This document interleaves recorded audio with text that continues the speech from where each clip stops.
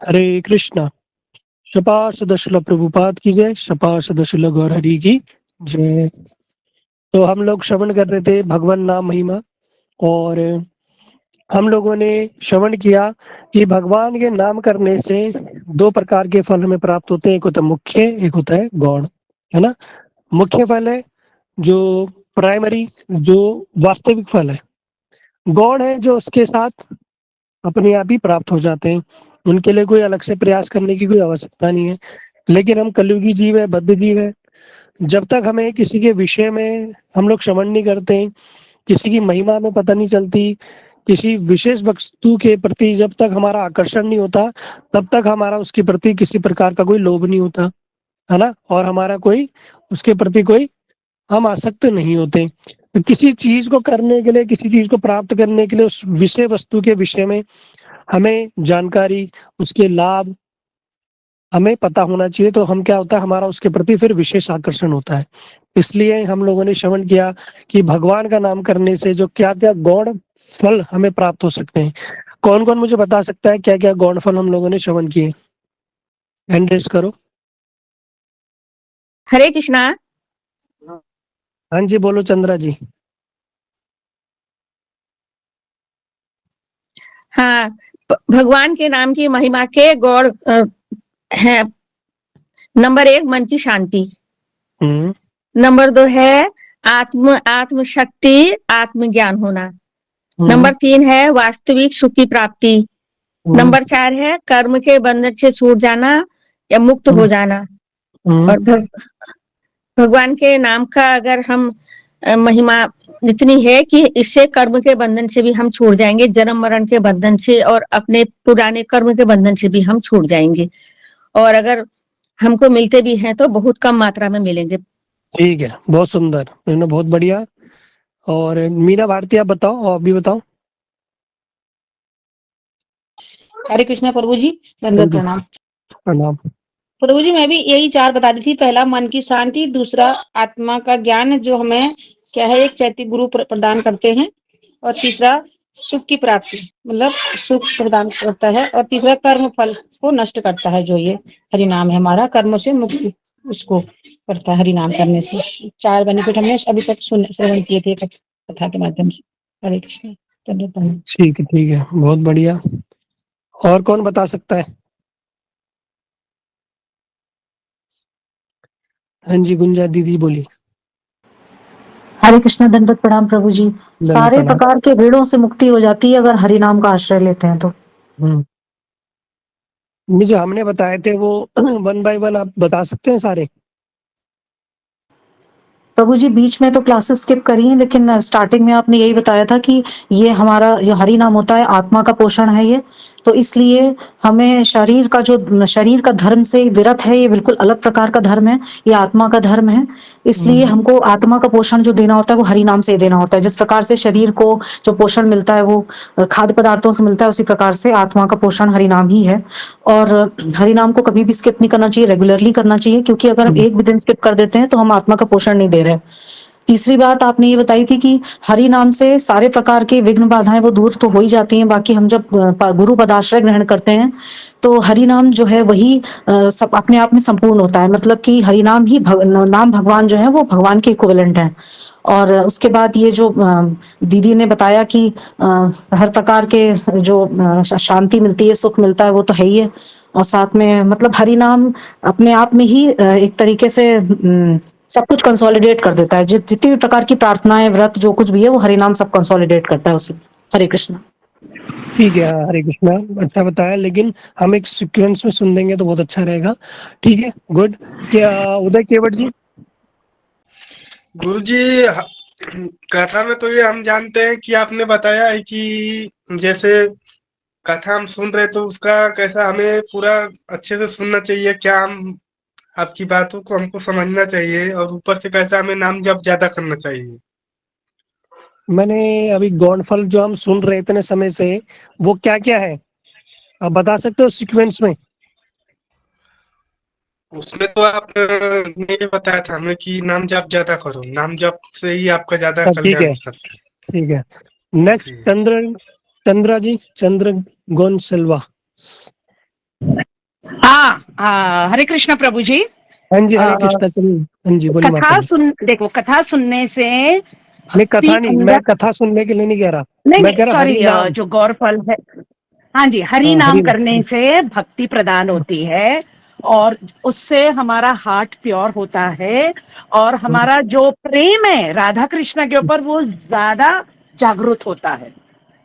ठीक है, ये ठीक है। तो आपकी अंडरस्टैंडिंग है जो हम लोगों ने ओवरऑल आपने पूरा बताया, पर हम हाँ लोगों ने जी। जो सीक्वेंस 1 बाय 1 सुना था, वो स्टेप बाय स्टेप क्या क्या थे, नहीं मेरा, वो आपको नहीं याद है? मेरा प्रभु जी, मैं वृंदावन गई थी तो मेरा स्किप हुआ हम्म, है बहुत क्लासेस। ठीक है, ठीक है। हाँ। चलिए, वेरी गुड, आपने इतना ही बताया। हाँ और कोई जी। बता सकता है? हाँ जी, अनुपम जी, आप भी बोलिए। कौन करा? अनुपम। हरे कृष्णा प्रभु जी। हाँ जी, हरे कृष्णा। प्रभु जी, ग से गॉड से आपने बताए थे कि चार हैं वो, एक गंगा, गीता, गायत्री और गोविंद।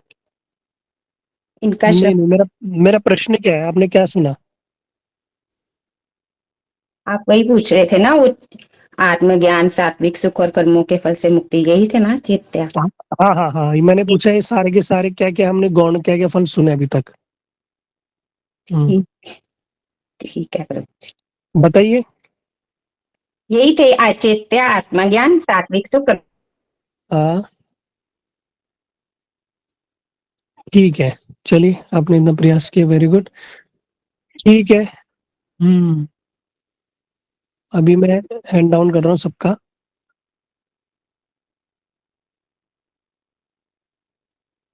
कौन पूरा बता सकता है आपने जो सुने अभी तक? कम से कम 6-7 सुन लिया। हाँ जी, पूजा जी, आप बताओ।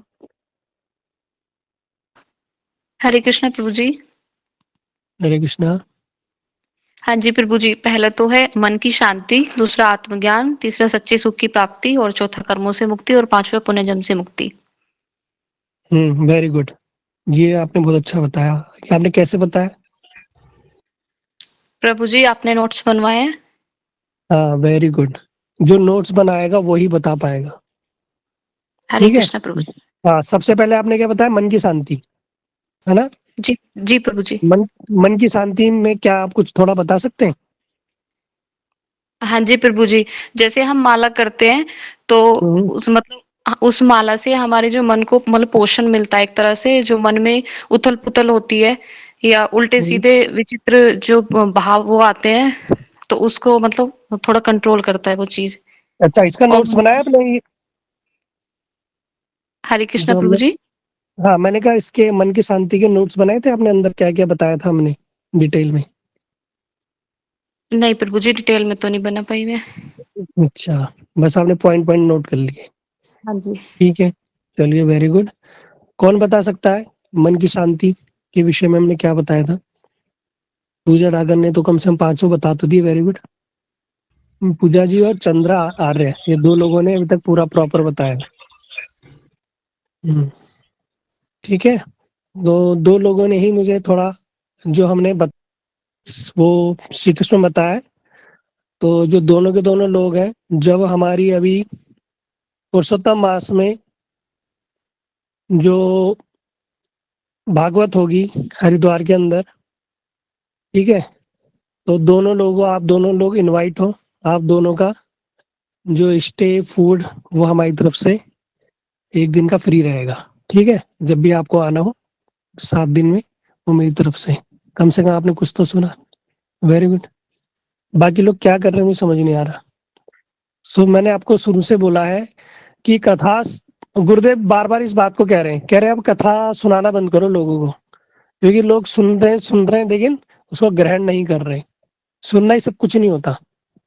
क्या वास्तव में उसको हम अपने जीवन में पालन कर रहे हैं, है ना? या हम उसके लिए, हम जो उसके नोट्स बनाते हैं, क्या हम दूसरों को बता सकते हैं, है ना? अगर हम ऐसा नहीं कर रहे तो फिर हमारा वो कथा सुनना व्यर्थ हो रहा है। वो बस वो मनोरंजन हो रहा है कि अब वाह बढ़िया बताया, सुब्रू ने बढ़िया सुना दिया, मन की बातें अच्छी हो गई, थोड़ा थोड़ा उत्साह मिल गया, थोड़ा मोटिवेशन हो गया, बस इतने तक सीमित रहोगे तो नहीं।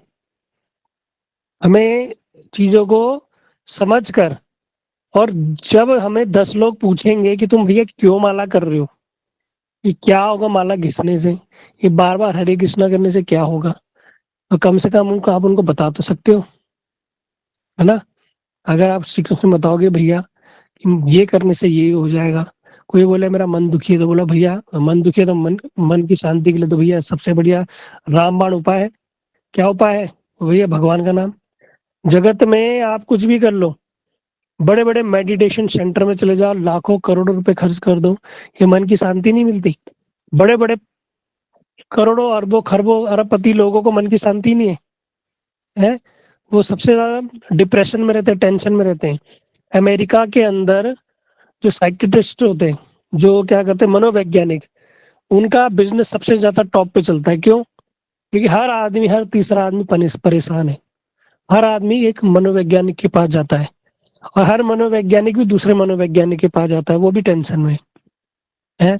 तो मन की शांति आजकल जगत में नहीं है, लेकिन मन की शांति उसी को प्राप्त हो सकती है जो भगवान के नाम में लीन हो जाए। तो भगवान का नाम जब करना प्रारंभ कर देता है, उसके अंदर की जो मन के अंदर द्वंद्व चल रहे हैं, वो सारे के सारे धीरे धीरे धीरे सब नष्ट हो जाते हैं। ये मन क्या है? जितना खाली रखोगे ये उतना खाने को दौड़ेगा। इसके विषय में हमने कथा भी सुनाई थी प्रेत आत्मा की, कि किस प्रकार एक किसान को एक साधु ने एक साधु से बोला कि मुझे एक भैया सेवक दो। साधु ने बोला भैया मेरे पास एक प्रेत आत्मा है, भूत है, उसको जितना काम बोलोगे वो सब काम करेगा, लेकिन उसे खाली रखोगे तो तुम्हें मार डालेगा। किसान ने कहा भैया मेरे पे इतना काम है, कभी खाली नहीं रखूंगा उसे मैं। साधु ने कहा ले लो भैया ये लो प्रेत। वो प्रेत को भैया उसने किसान ने बोला खेत जोत के आ, तो जोत के आ गया। उसने बोला भैया फसल उगा के तो उगा के आ गया। उसने बोला फसल काट के तो फसल काट के आ गया। उसने बोला बेच के आ मार्केट में, बेच के आ गया। सारा काम कर दिया शाम तक तो उसने पूरा है। अब किसने किसान ने बोला उसने और काम बताओ। किसान ने बोला भैया अब तो काम है ही नहीं। प्रेत आत्मा ने बोला भैया तूने काम नहीं बताया तो तुझे मार डालूंगा मैं। अब वो डर गया, क्या करे। तो उसने प्रेत को बहकाने के लिए बोला तुम जाओ कुएं से पानी भर के लाओ और सारे खेतों में डाल के आओ। और इतना बोल गए और वो जो व्यक्ति था किसान, वो दोबारा साधु के पास भागा और उनके चरणों में गिर गया कि बचाओ मुझे। साधु ने कहा भैया मैंने पहले ही बोला था कि उसको खाली रखोगे तो मार डालेगा तुम्हें। तो कहते उपाय बताओ। तो क्या उपाय बताया उन्होंने? उन्हें एक रस्सी दी, उस पर गांठें बांध दी और उसको पेड़ में टांग दिया। जैसे रबड़ बैंड होता है ना पूरा गोल, वैसे आप उसको पेड़ में टांग दिया। अब उसका कोई अंत ही नहीं है। उसको बोला कि भैया जब काम करवाना हो तो बोलो काम करो, और जब खाली समय हो तो बोलना क्या करना। उस रस्सी से पेड़ पे चढ़ना उतरना, बस उसको बोला ऐसे कर। जब प्रेत आत्मा आई उसने बोला भाई काम बताओ, तो उन्होंने बोला रस्सी बांधी पेड़ में और बोला इसके ऊपर चढ़ो और उतरो बस। अब वो यही करता रहता था। प्रेत आत्मा भी परेशान हो गया है, वो काम किसके पल्ले पड़ गया। अब उसको वही करना पड़ता था, तो वो वैसा ही करने लगा। तो कहने का अर्थ क्या है, जो हमारा मन है ना ये बड़ा चंचल है, बड़ा दुष्ट है। ये भटकेगा संसार में, इधर उधर जाएगा, परेशान करेगा। मन खराब तो सब खराब। सुबह सुबह अगर आपका मन खराब हो गया पूरा दिन खराब हो जाएगा। और मन अच्छा है, मन प्रसन्न है तो सब काम बनेंगे। सारा खेल मन का है। बच्चों को भी क्या बोला जाता है, मन लगा के पढ़ो, क्योंकि मन क्या है सबसे ज्यादा पावरफुल है ये मन आपको दुनिया का सबसे रईस व्यक्ति बना सकता है और ये मन ही आपको सबसे गरीब बना सकता है। ये मन बड़ा मेहनती है। इस मन ने ठान ली कि भैया मुझे ये करना है, तो मन वो करवा के छोड़ेगा आपको, है। मन कहते हैं ना हमारा मन नहीं कर रहा, भाई क्यों नहीं कर रहा, मन करवा के छोड़ेगा। मन ही कहता है कि नहीं कर रहा मतलब आलस, वो तुम्हें निठल्ला बना देगा। और ये मन ही क्या करेगा, अगर तुम्हें उत्साह भर देगा तुम्हारे अंदर कि मन लगा के पढ़ना है, मन लगा के नौकरी करनी, मन लगा के काम करना, मन लगा के भक्ति करनी है, तो ये तुम्हें सब कुछ प्रदान कर सकता है। मन हमारा मित्र भी है, मन शत्रु भी है, पर ये कंट्रोल में नहीं होता। अर्जुन स्वयं बोल रहे भगवान कृष्ण को है कि मैं क्या कर सकता हूँ, वायु के वेग को रोक सकता हूँ हाथों से, लेकिन मन को मैं कंट्रोल नहीं कर सकता। और आप ऐसी विधि मत बताओ, कुछ और बताओ। भगवान के अगर मन मना मत भक्तो मध्याची माम नमस्कुरु, है अपने मन को मुझ में लगाओ, मुझे नमस्कार करो। ये मन क्या करो, मुझ में लगाओ। अब भैया कैसे लगेगा मन, तो मन को लगाने के लिए क्या है, विधि है भगवान के चरणों में मन को लगाने की, कि भगवान के नाम का उच्चारण करते रहो करते रहो करते रहो करते रहो। जैसे प्रेत आत्मा थी ना, तो खाली रहेगी तो खा जाएगी। उसी तरह मन है, खाली रहेगा तो जीवन नष्ट भ्रष्ट कर देगा। इसलिए क्या करो, उसे लगा दो रस्सी में ऊपर चढ़ाने उतारने में, यानी नाम जप में। बस नाम जप करते रहोगे। और भगवान ने क्या किया, अपने नाम में सारी शक्ति रख दी है अपनी। भगवान ने अपनी सारी शक्ति अपने नाम में रख दी है। और भगवान का नाम करने से ही ये क्या करेगा, मन शांत हो जाएगा। अब इस मन को जिस चीज में लगाओगे उसमें लगेगा ही, और वो ही करेगा ही। इसलिए देखना, जो बड़े बड़े संत साधु लोग हैं, बड़े बड़े महात्मा लोगों ने अपने मन को जब भगवान में रमा दिया तो उन्हें भगवान के दर्शन हो जाते हैं, उन्हें भगवत प्राप्ति हो जाती है ना। लेकिन ये मन को कंट्रोल करना सहज नहीं है। लेकिन अभी जीवन में हमें तो मन को भगवान में तो बहुत दूर की बात है, लेकिन मन शांति हो जाए यही बहुत बड़ी बात है भैया। ये मन ही शांत नहीं होता है, मन भटकता है। ये मन बड़ा चंचल है, कैसे तेरा भजन करूं, जितना इसे समझाऊं उतना ही मचल जाए, राधे तेरे चरणों की धूल अगर मिल है। मन भटकता रहेगा, बड़ा चंचल है। तो इसको लगाने की विधि क्या है, जो भगवान के नाम का जप करने से करते करते करते ये मन भगवान में रम जाएगा, है ना। इसलिए बताया कि जो व्यक्ति नाम जप करता है उसका मन धीरे धीरे धीरे शांत होने लगता है, ये परिवर्तन आता है। जो लोग बहुत ज्यादा विचलित थे, जो मन जिनका खराब रहता था, उन लोगों से पूछना जो काफी समय से नाम कर रहे हैं, जब एकाग्र चित्र होकर नाम करना प्रारंभ कर देंगे, करते रहेंगे तो उनका मन धीरे धीरे धीरे शांत होता रहेगा। वो विषय वासनाओं से दूर, बड़ी बड़ी चिंताओं से मुक्त होता रहेगा। उसको बड़ी बड़ी चिंताएं भी किसी प्रकार का उसके जीवन में बाधा उत्पन्न नहीं कर सकेंगी। एक समय आएगा, थोड़ा सा हावी होगी, फिर उसके बाद धीरे धीरे धीरे अपने आप ही शांत हो जाएगी। जैसे दूध में उबाल आने से क्या होता है, दूध ऊपर उफान मारता है ना, थोड़ा सा पानी की छींटे मार दो तो होगा क्या, वो नीचे बैठ जाएगा। ठीक उसी प्रकार मन में बड़े से विघ्न, बड़े बड़े कष्ट आएंगे, कभी भी आ सकते हैं, लेकिन जैसे ही आएंगे, लेकिन जो भगवान का नाम करता रहेगा, वो नाम करने से क्या होगा, देखना कुछ समय बाद आप भूल जाओगे भैया वो दुख भी आया था, वो कष्ट भी आया था। ये नाम इतना प्रभावशाली है ना। इसलिए बड़े बड़े आपको किसी मनोवैज्ञानिक के पास जाने की जरूरत नहीं, किसी का आपको तो सोचोगे कि मेरा कोई संग हो, साथ हो, भरोसा हो जिसके बाद मैं शेयर करूँ, नहीं भैया कोई जरूरत नहीं है। भगवान का नाम ही काफी है मन की शांति के लिए, है ना। ये मन की शांति कौन प्रदान कर सकता है, एकमात्र भगवान का नाम है। मैंने 2-3 दिन तक मन के ऊपर लेक्चर दिया था पूरा, है ना। और मुझे नहीं लगता आप में से कोई बता पा रहे हैं, तो फिर हमारा कथा करने का तो क्या ही लाभ रहा। गुरुदेव सही कह रहे हैं कि भैया आप कथा करते सुनाते सुनाते लोग सुनते तो हैं, दो कान दिए भगवान ने, एक से सुन रहे दूसरे से निकाल रहे, इसलिए स्पेशल हमने वो क्लास शुरू की है।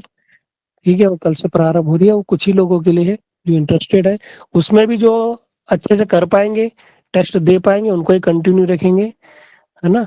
बाकी लोग भैया अपना जो समय नहीं दे सकते, टाइम जिनके पास नहीं है भगवान की भक्तजन के लिए, भक्ति के लिए, कथाओं के लिए, वो अपना संसार में रहो, है ना। 84 लाख योनियों में भटको, कोई बात नहीं।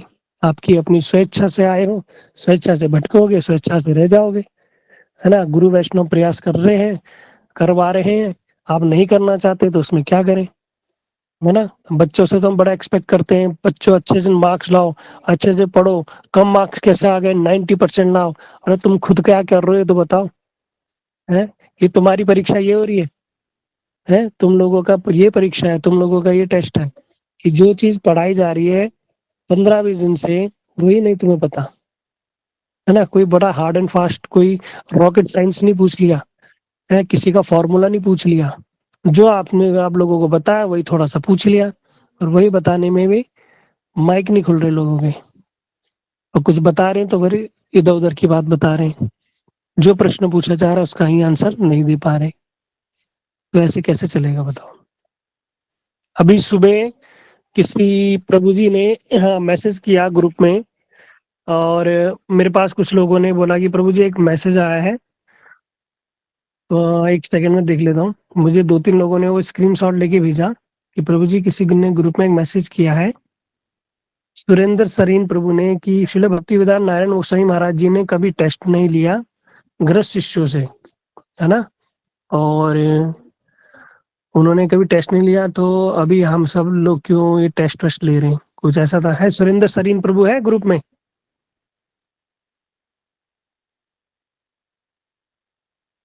हरे कृष्णा, देखना एक मिनट, तो उनसे एक बार हम डिस्कशन करते हैं। जो इस्कॉन के फाउंडर आचार्य ने कई बार बोला है, और मैंने आपको कई बार बताया, उन्होंने ये बोला है कि जो व्यक्ति सिंसियर है ना, भक्ति को लेके सिंसियर है, मैं गारंटी लेता हूँ उसको, मैं बैकडोर एंट्री से मुझे भगवत धाम ले जाना पड़े, मैं ले जाऊंगा। ये आचार्य की वाणी है, कोई साधारण बात नहीं है, और उनकी बात हमेशा प्रमाणिक होती है ना। भगवान भी कहते हैं कि वे जो सिंसियर है, सिंसियर साधक है ना, मैं उस पर कृपा करने के लिए बाध्य हूँ। कृपा करते हैं भगवान। लेकिन सिंसियर का मतलब होता क्या है? सिंसियर मतलब कि हम लोगों ने कई बार बताया है, 24 घंटे हमारे पास समय है पूरे दिन में, है ना। वो 24 घंटे में से 30 मिनट अगर हमने क्या करना है, कम से कम भगवान के विषय में श्रवण करने के लिए निकालना है। वो भगवान के विषय में श्रवण करने का मतलब क्या है? वो आत्म कल्याण है, वो अपने लिए ही है। कुछ ना कुछ तो सीखने को मिलेगा, कुछ ना कुछ तो पता चलेगा हमें पूरे दिन में, है ना। कुछ तो पता चलेगा, तो उसको समय देने के लिए, उसको सीखने के लिए हमें समय देना है। तो क्या करना पड़ेगा भैया? जो भी हम श्रवण करते हैं उसके नोट्स बनाओ। अभी हमें समय नहीं मिल पा रहा, मुझे लास्ट 1 महीने से मैंने एक भी कथा अपलोड नहीं की, जो मैं पहले यूट्यूब में करता था। मुझे लगता है अब उसको डालना पड़ेगा, क्योंकि मैं देखता हूँ कि बहुत सारे लोग सुनते नहीं। तो बताओ क्या फायदा? उसके डालने के बावजूद भी हमारे पास तो डेटा आता है ना, किसने सुना, कितनी देर सुना, और पूरा आता है लिखा उसमें। तो भी मैं देखता हूँ कोई 2 मिनट, 5 मिनट, 10 मिनट सुन के बंद कर देता है। तो उसका डालने का, इतना एफर्ट करने का फिर क्या ही फायदा? बताओ। क्लास प्रतिदिन करके तो भी हम आपको बता रहे, तो भी क्या फायदा हो रहा है ना। वहां पे लोग, मैंने देखा कुछ संस्थाएं उसमें क्या कहते हैं, 5-5, 10-10 हजार रुपए लेते हैं, तब जाके लोगों को बताते हैं, सिखाते हैं, उनके डाउट्स क्लियर करते हैं। वहां पे लोग बड़े उत्साह से सुनते हैं कि भाई पैसा दिया है ना। यहाँ पर हम फ्री ऑफ कॉस्ट से सर्विस आपको प्रोवाइड करा रहे हैं, आपके क्वेश्चन आंसर को सुन रहे हैं, आपको हर चीज बता रहे हैं, भैया क्या चीज गलत कर रहे हो, क्या चीज नहीं कर रहे, कोई इसका आपसे वो नहीं लिया जा रहा। लेकिन उसके बावजूद भी हमारे अंदर इतनी सिंसियरिटी नहीं है कि हम अच्छे से क्लास सुने, क्लास में आए और उसको श्रवण करें, है ना। तो ये सब चीजें हमारे लिए, हम लोगों को अच्छे से करनी चाहिए। हाँ जी, सुरेंद्र सरीन जी प्रभु जी आए हैं, एक बार इनका माइक ऑन करना। कर दिया प्रभु जी। हाँ जी, हरे कृष्णा। हाँ, हरे कृष्णा प्रभु जी, दंडवत प्रणाम। प्रणाम। मैं सब सुन रहा था, मेरा माइक बंद कर रखा था। आप मेरे से प्रश्न करना चाह रहे हैं कि मैंने ये क्यों लिखा? आप पूछिए प्रभु जी। नहीं, आप बताइए मेरे को क्या है, मतलब उसका कैसे, मतलब क्या कहना चाह रहे हैं आप? क्योंकि हर व्यक्ति का डाउट्स क्लियर होना चाहिए, क्योंकि वो मैसेज आया, वो कुछ लोग कह रहे हैं प्रभु जी हमें क्या टेस्ट देना चाहिए, नहीं देना चाहिए, हमारे परम गुरुदेव ने नहीं लिया। मैंने कहा एक बार बात करेंगे प्रभु जी से। ठीक है प्रभु जी, आपके कौन है गुरुदेव, कौन है? भक्तिवेदांत नारायण महाराज। अच्छा ठीक है, आप परम गुरुदेव विशिष्ट। हाँ जी, तो मुझे आप कुछ बताइए, क्योंकि हम लोगों ने तो उनका इतना संग नहीं किया, तो आप कुछ बताइए कैसे, आप क्या कहना चाह रहे हैं, क्या पता उससे कोई हमें हेल्प मिले। आप मेरे को मिस इंटरप्रेट कर रहे हो। मैंने कभी नहीं कहा कि टेस्ट लो या ना लो। मैं तो ये कह रहा था भक्तिवेदांत नारायण महाराज जी ने कभी टेस्ट नहीं लिया, मैं तो सिर्फ इंफॉर्मेशन दे रहा हूँ। बाकी आपकी जो तरह का है, हमारे सर आंखों पे प्रभु जी दंडवत प्रणाम, उसको सब मानते हैं, हम कोई उसको अगेंस्ट नहीं जा रहे। मैं तो ये बता रहा हूँ कि हमारे समय में हम 12 साल रहे उनके साथ, कभी कोई टेस्ट वगैरह नहीं लिए। मैं तो सिर्फ बता रहा हूँ अपना एक्सपीरियंस। हाँ जी, क्योंकि मेरे पास ना लोगों के मैसेज आए कि प्रभु जी किसी ने बोला। अच्छा हुआ आपने हमसे डायरेक्ट पूछ लिया। हाँ जी, आपका जो तरीका है बहुत अच्छा है, हम उसको बहुत सर आंखों पे रखते हैं। ठीक है, तो आपका मतलब ये था कि मतलब महाराज जी ने कभी टेस्ट नहीं लिया, ऐसा कह रहे हैं आप? ठीक है, चलिए ये बात क्लियर हो गई, बहुत अच्छा है। हाँ जी, तो लेकिन इस चीज में मैं एक चीज ऐड करना चाहूंगा। हमारे जो भक्तिवेदांत नारायण गोसाई महाराज जी थे हमारे, जैसे हमने गुरुवर्गों से सुना है, तो टेस्ट 2 प्रकार के होते हैं, एक होता है रिटन टेस्ट और एक होता है मौखिक टेस्ट, है ना। रिटन टेस्ट में क्या होता है कि अगर हम रिटन टेस्ट कर रहे हैं, जो हम लोग अभी आप लोगों को देते हैं कि भैया टेस्ट करो, ऐसा रिटन टेस्ट हमारे परम गुरुदेव ने कभी नहीं करा, है ना। लेकिन उन्होंने इससे ऊंचे लेवल का टेस्ट लिया। उन्होंने क्या लिया? मौखिक टेस्ट लिया। वो भरी सभा में किसी को भी खड़ा कर देते थे कि चलो खड़े हो जाओ और बताओ, वहां पर हमारे गुरुदेव खुद बताते हैं कि हमारे गुरुदेव को भी एक बार नारायण गोसाई महाराज जी ने खड़ा कर दिया और खड़ा करके हमारे गुरुदेव को बोला बोलो, हमारे गुरुदेव बोल नहीं पाए सही से। तो वहीं पर ही परम गुरुदेव नारायण गोसाई महाराज जी ने, गुरुदेव बता रहे कि पूरी भरी सभा में गुरुदेव को हमें इतना डांटा कि मठ में खाने और सोने आए हो, है ना, माँ बाप की सेवा की तुमने और मठ में आके यहाँ पर आके क्या कर रहे हो, माँ बाप को धोखा दे रहे हो, है जब तुम आगे सीख नहीं रहे, समझ नहीं रहे तो क्या करने आए हो। गुरुदेव कह रहे मेरे को मेरे पसीने पसीने हो गए हैं। तो नारायण गोसाई महाराज जी जब टेस्ट लेते थे तो हाई लेवल टेस्ट लेते थे और सीधा रिटर्न में नहीं, रिटर्न में तो हम चीटिंग कर लेंगे, 10 बार किसी से पूछ लेंगे, बता देंगे किसी ने कुछ कर दिया किसी ने कुछ नहीं, वो लेवल टेस्ट लेते थे, हाई लेवल टेस्ट, वो सीधा खड़ा कर देते थे बड़ी बड़ी सभा में, ये आदमी पानी पानी हो जाए फिर।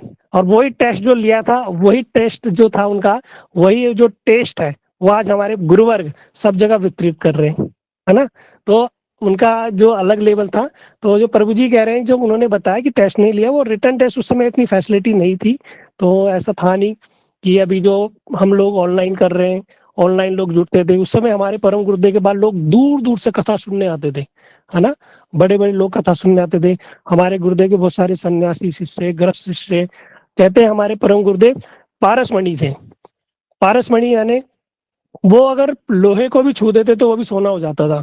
तो उनके सन्यासी शिष्य की बात क्या करना, गृहस्थ शिष्यों की बात क्या करना, वहां की स्त्रियां तक जो थी, परम गुरुदेव उनसे भी बड़ी बड़ी सुंदर सुंदर कथा करवा देते थे, है ना। तो उस समय उनका ऐसा वैभव था। लेकिन धीरे धीरे अभी क्या है, हम लोगों के पास समय का बड़ा अभाव है, हम कहीं जाना नहीं चाहते, समय नहीं है, इसलिए जैसा कि हमारे गुरुवर्गों ने वाले कहा कि ठीक है घर में रह के थोड़ा थोड़ा भजन करो, जितना कर सकते हो करो। तो इसलिए क्या करते हैं, गुरुदेव की आज्ञा से ही छोटे मोटे हम टेस्ट ले लेते हैं, ठीक है। तो उस चीज को थोड़ा आप वो मत लेना कि प्रभु जी ने बोला कि उन्होंने नहीं लिया, उनका कहने का उद्देश्य ये था कि हाँ उस समय नहीं होते थे, तो उस समय ऐसी फैसिलिटीज नहीं थी, ठीक है। तो अभी हम थोड़ा मॉडर्न हो गए, 21st सेंचुरी में आ गए, तो थोड़ा अलग से करने लगे। अगर मैंने जैसे अभी आप लोगों से 1 बाय 1 करके पूछना शुरू कर दिया ना, कल को खड़ा करके तुम बताओ, आप में से आधे लोग भाग जाओगे ग्रुप में से। ये प्रभु जी ने 200 माइक बंद कर दे, शायद उनका बोल रहे हैं। ठीक है। हाँ, तो होगा क्या कि आप में से आधे लोग तो भाग जाओगे, है ना, क्योंकि बोलोगे प्रभु जी पता नहीं 200 लोगों के सामने पूछने ले और क्या क्या ना बोल दे, ठीक है। इसलिए वो टेस्ट अलग था, वो अलग है, ठीक है। तो प्रभु जी का कहने का उद्देश्य अलग था, इसलिए मैंने डायरेक्ट प्रभु जी से सामने ही आप लोगों से बात करा दी। हम कुछ कहना चाह रहे हैं, उनका माइक ऑन करना एक बार। प्रभु जी हरे ऑन कृष्णा। ही है माइक तो उनका। हाँ जी प्रभु जी, आप माइक ऑन करके बोलिए, कुछ कहना चाह रहे हैं, ठीक है। तो इसलिए जो भी हम लोग श्रवण कर रहे हैं, और प्रभु जी माइक ऑन कर लीजिए आप। प्रभु जी दंडवत प्रणाम।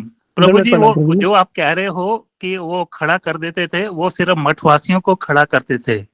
और दूसरी बात मैं बता दूं, उन्हीं का जो तरीका था वो बहुत ही अच्छा था, और उन्हीं के रास्ते पे चलते हुए मैंने ये भगवत गीता के ऊपर सारी किताब लिखी हुई है, जो आप ये मेरे डिस्प्ले पिक्चर में देख सकते हो। उनके कहने पे ही, उनके आशीर्वाद से ही सारी भगवत गीता की सिंप्लीफाइड आम आदमी के लिए, जो चार्टर्ड अकाउंटेंट है, इंजीनियर है, जिनके पास टाइम नहीं है, उन लोगों के लिए किताब पूरी मैंने लिख दी है उनके चरण कमरों में। माधव महाराज जी ने उसका प्रीफेस लिखा है, और रोहिणी नंदन प्रभु जी जानते होंगे, उन्होंने उसके ऊपर लिखी, रामचंद्र प्रभु जी ने उसके ऊपर मेरी किताब के ऊपर टिप्पणी दी है। तो ये सब उन्हीं का आशीर्वाद है, उनका तरीका ये था। वो जो खड़ा करते थे क्लास में, वो सिर्फ मठवासियों को करते थे, कोई गृहस्थ आदमी को कभी खड़ा नहीं करते थे। नहीं, जैसा कि हमने प्रभु जी सुना है, जो रोहिणी नंदन प्रभु, रामचंद्र प्रभु, संजय प्रभु, ये सब मोस्टली गृहस्थ लोग ही थे, और इन लोगों से भी महाराज जी कथा करवाते थे खड़े होके। और अभी भी ये लोग गृहस्थी है ना, आप जानते हैं। हाँ गृहस्थ हैं प्रभु जी, ये तो घर तो छोड़ चुके हैं अब। हाँ ये लेकिन तो ये हाँ तो उस समय ये सब गृहस्थी थे, है ना। और उन लोगों से भी हम लोगों ने सुना है कि उन लोगों से भी सुनते थे महाराज जी कथा। तो महाराज जी ने कभी ऐसे भेदभाव नहीं किया, गृहस्थ है या मठवासी है सन्यासी है, वो सभी के सभी पे कृपा उन्होंने वर्षण किया। किसने कितना ग्रहण किया वो मैटर करता है ना। तो लेकिन वहाँ उनका करवाने का जो तरीका था वो अलग था। उस पे तो हम लोग कभी कुछ कह नहीं सकते, हमारी तो कोई टिप्पणी नहीं है। पर हम क्या कि अभी के अकॉर्डिंग उस समय जो मठ था, मठ में स्थिति ऐसी थी, लोग मठों में जाते थे। माइक ऑफ कर दीजिए एक मिनट। तो मठों में स्थिति ऐसी थी उस समय, अब बड़ा अभाव था। जैसा कि हमने गुरुवर्गों से सुना है कि मठों में ऐसा अभाव था, खाने पीने का, रहने की अवस्था, यहाँ तक कि सर्दियों गर्मियों में हम गुरुवर्गों से सुना है कि मथुरा मठ के अंदर एक पंखा चलता था, उस एक पंखे के नीचे सारे ब्रह्मचारियों को सोना पड़ता था। छत में इतनी तप जाती थी कि सब्जी की बोरियां ले लेके उनको गीला कर करके छत में रखा जाता था कि छत ठंडी हो जाए, है ना। ऐसा मतलब ऐसे ऐसा था। और मार्केट में सब्जी की बड़ी किल्लत थी, सब्जियां इतनी थी नहीं, मठ में पैसा था नहीं, तो जाके कुछ ब्रह्मचारी लोग भिक्षा करते थे। और जो सब्जियों की जो सब्जियां थोड़ा सड़ जाती थी, खराब हो गई, आधी लौकी, आधा कद्दू, आधा कुछ सब्जी, तो उसको लेके वो आधा कटा हुआ सड़ा हुआ भाग को काट करके ऐसे कर करके कहते हैं मठ का उन्होंने जीवन चलाया। सोचो इतना कठिन परिश्रम किया इतने गुरुवर्गों ने उस समय। तो उस समय की स्थितियां ऐसी थी, है ना। लेकिन अभी क्या है, मॉडर्न समय हो गया, हर चीज व्यवस्था है, ब्रह्मचारियों के पास सब कुछ होने पर भी तब भी ब्रह्मचारी कहते हैं मठ में नहीं टिक पा रहे, है ना। तो समय समय की बात है। तो हम जो हमारे परम गुरुदेव ने जो किया, हम एक होता अनुकरण, एक होता अनुसरण, है ना, इस चीज को समझना। तो भगवान, हम अनुकरण और अनुसरण को समझते हैं। आप कौन बता सकता है अनुकरण और अनुसरण में क्या अंतर है? कौन बता सकते हैं अभी? हाँ जी, सुरेखा मोदी जी बताइए।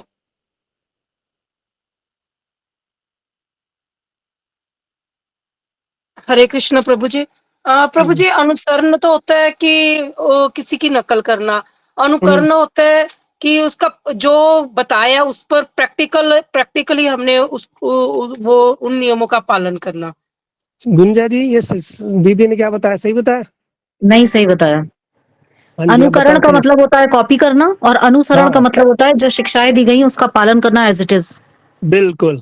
तो सॉरी। हमारे जो परम गुरुदेव थे, उन्होंने जो शिक्षा दी उसको मानना ही सर्वोपरि है। अब उन्होंने कैसा हमें करा क्या नहीं करा वो हमें कॉपी नहीं करना किसी का भी। चाहे हम भगवान कृष्ण को देखें, कुछ कहते हैं हम कृष्ण के तुल्य हो गए। अरे भगवान कृष्ण ने तो क्या क्या करा, क्या हम वो कर सकते हैं? क्या गिरिराज जी उठा सकते हैं? दावानल का पान कर सकते हैं? नहीं कर सकते। ये सब चीजें हमारे परे हैं, पर हाँ उनकी शिक्षाओं को हम ग्रहण कर सकते हैं। ठीक है। तो हमारे परम गुरुदेव जो थे श्रील भक्तिवेदांत नारायण गोसाई महाराज जी, उन जैसा आचार्य उस समय का तो होना बड़ा ही कठिन दुर्लभ है। और इस समय हम तो जो लोग उस समय के बड़े सौभाग्यशाली हैं, जो उनके अनुगत्य में रहे, जिन्होंने भजन साधन किया, है ना। और आज की डेट में देखोगे सारे के सारे भजन में सारे के सारे परिपूर्ण है, जो भी जिन्होंने उनका वास्तविक संग किया, है ना। तो ये बहुत विशेष बात है। लेकिन अभी समय धीरे धीरे मॉडर्न होता जा रहा है। अभी देखो इतनी सुविधा होने पर भी भजन नहीं हो रहा। उस समय कुछ सुविधा नहीं थी। हमारे जो रामचंद्र प्रभु जी बताते हैं, जो अभी बता रहे थे प्रभु जी, वो दिल्ली मठ के जो इंचार्ज थे तो वो ग्रस्त थे, लेकिन प्रतिदिन कथा सुनने के लिए उन्होंने पास बना रखा था, ठीक है, वो उसका ट्रेन का। और रोज दिल्ली से मथुरा कथा सुनने जाते थे। सोचो, अरे आप लोगों को तो घर बैठे बैठे मिल रही है, आपको कहाँ जाना पड़ रहा है बताओ। उनको रोज दिल्ली से मथुरा कथा सुनने, बताओ, है रोज 3-4 घंटे आना, 3-4 घंटे जाना, और अपना काम धंधा बिजनेस भी देखना, कथा भी सुनना। लोग ऐसे थे, है ना। उस समय लोगों का कथा के प्रति, भगवान के प्रति, बड़ा गुरुदेव के प्रति बड़ा विशेष स्नेह था। सब लोग उनका बड़ा प्रेम करते थे। उनकी कथा सुनने के लिए कहाँ कहाँ से आते थे। जब ब्रजमंडल परिक्रमा होती थी, लोग, विदेशी लोग लाखों लाखों रुपए के टिकट कर करके परिक्रमा में आते थे, है। विदेशी लोग, इतने विदेशी लोग आते थे, है, लाखों रुपए खर्चा करके, है ना। यहाँ पर तो कोई कुछ खर्चा नहीं करना, कुछ नहीं करना, कहीं आपको मथुरा नहीं जाना, कोई ट्रेन का पास नहीं बनाना, घर बैठे बैठे थोड़ा बहुत कथा श्रवण करना। हमारे गुरुवर्गों की क्या वाणी है, क्या क्या शास्त्रों में बताया गया, थोड़ा थोड़ा उसका जीवन में पालन करो, बस कहते इतना ही करो। वो 30 मिनट्स जो है हमारे जीवन के 24 घंटे में से, वो भी हम अच्छे से नहीं कर पाएंगे तो बताओ कैसे होगा, है ना। इसलिए मैंने सुबह क्लास शुरू होते ही मैंने बस छोटा सा प्रश्न पूछा, क्या हमने श्रवण किया, क्या क्या गौण फल है? भाई ये थोड़ी सी बातें ही हम लोगों को स्मरण नहीं, तो बताओ, है ना। अभी कलयुग के जो मनुष्य हैं उनको बड़ा अल्पायु बताया गया है और अल्प मेधसा। हमारी एक तो आयु भी कम है, बुद्धि भी कम है ना। लेकिन अगर हम सिंसियर हो गए, किसी चीज को करने की ठान लें, तो कुछ भी असंभव नहीं है, भगवान कृपा करते हैं। जो हम लोग कार्तिक माह मनाते हैं ना, कार्तिक माह की जो विशेषता है वो क्या है, उसमें सारी कथाओं का सार क्या है कि तुम चेष्टा करो, भगवान कृपा करने के लिए बाध्य हो जाएंगे। तुम चेष्टा तो करो। 2 उंगली को क्यों कम रह गई यशोदा मैया की, जब वो कृष्ण को बांध रही थी 2 उंगली बार बार कम रह जा रही थी रस्सी की। तो पहली क्या थी, साधक की चेष्टा, दूसरा भगवान की कृपा। कृपा कब करेंगे, जब आप चेष्टा करोगे। जब आप चेष्टा ही नहीं करोगे तो कृपा कहाँ से होगी, वो कभी नहीं होगी। दूर है वो तो, बिल्ली अभी दूर है कृपा अभी दूर है भैया। जब तक आपकी चेष्टा नहीं रहेगी। तो चेष्टा होना अति आवश्यक है। जब तक हमारा परिश्रम नहीं रहेगा, प्रयास नहीं रहेगा, सारी हमारी चेष्टाएं विफल। तो ये जो भक्ति जो है, ये जो स्पिरिचुअल साइंस है, जो गीता है, ये कोई मनोकल्पित कोई ग्रंथ नहीं है, कोई बोगस थ्योरी, कोई फिलोसफी नहीं है। ये सिस्टमेटिक, ये सब भगवान की वाणी है। भगवान ने बताया भैया कैसे तुम इस जीवन को अच्छे से जी सकते हो, जीवन के साथ भी, जीवन के बाद भी कैसे तुम इस सरवाइव कर सकते हो, कैसे तुम्हें भगवत प्रेम प्राप्त होगा, कैसे इस ब्रह्मांड से निकलने की विधि बता दी। सब कुछ है गीता के अंदर, है ना। तो वो सब कैसे पता चलेगा, क्या पता चलेगा, तो जो चीज हम श्रवण कर रहे हैं, है ना। जैसे गौर सुंदर प्रभु जी ने मुझे एक लिस्ट शेयर की थी, उस लिस्ट में कम से कम 20 से 30 लोग ऐसे थे जिन्होंने गीता में, जिनके 20-30 नंबर ही आए। मतलब इतना इजी टेस्ट होने पर जो 20-25-30 नंबर पे ही अटक गए। मतलब उसका, इससे क्या हम समझे, इससे हम समझ रहे हैं कि उन्होंने इंटरेस्ट ही नहीं दिखाया, ना ही गीता को अच्छे से समझ किया। अरे गीता तो, भगवत गीता क्या है, ये हमारी लाइफ का मैनुअल है कि हमें कैसे जीना है, क्या करना है, क्या नहीं करना। पूरा भक्ति का जो बेस है वो गीता से ही तो है ना। इसके अंदर, इसलिए आप देखना, जो कौन है वो क्या करता है, सबसे पहले गीता पे फोकस करता है ना। क्यों, वो जानते हैं कि जो जिसका बेस मजबूत होगा, उसके ऊपर, बेस के ऊपर जब नींव मजबूत होगी तो उसके ऊपर मीनार बनेगी, वो ऑटोमेटिकली मजबूत होगी, है ना। इसलिए हम क्या करेंगे, अपने बेस को मजबूत बनाएंगे। उसके लिए भी हमारा प्रयास नहीं है ना। इसलिए भैया जो भी आपको बताया जाता है उसको सिंसियरली सुनो। वो प्रभु जी की जो लेक्चर है वो रिकॉर्डेड भी होते हैं, अपलोडेड भी होते हैं, है ना। मैं मानता हूँ कभी कभी टाइमली नहीं होते, तो कम से कम हम जो सुन रहे हैं अच्छा तो सुनो, उसको अच्छे से श्रवण करो, उसके नोट्स बनाओ, तो ही याद रहेगा, है ना। तो ही हमारा प्रयास करना सफल होगा। अगर हम कर रहे हैं और आप उसको ग्रहण नहीं कर रहे तो फिर कोई फायदा नहीं, ठीक है।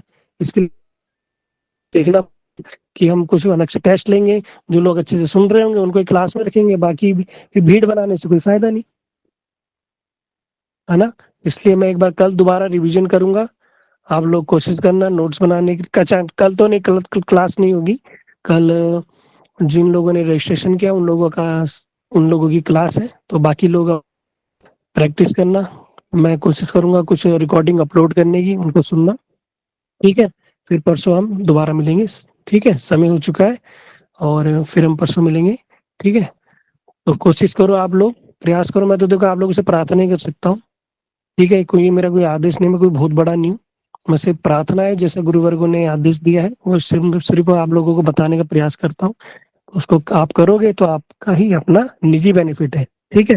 ये अपने लिए ही करना है। जो भक्ति करेंगे उसका आपको ही फल मिलेगा। उसका कोई भक्ति का फल कोई किसी को चुरा नहीं सकता, ठीक है। तो इसलिए अपने लिए ही, अपने कल्याण के लिए, अपने परिवार के लिए ही हम लोग क्या करेंगे, अपने भक्ति वचन को बढ़ाएंगे, ठीक है। हरे कृष्णा वंशकल्पतरुभ्यश्च कृपा सिंधुभ्यश्च पतितानां पावनेभ्यो वैष्णवेभ्यो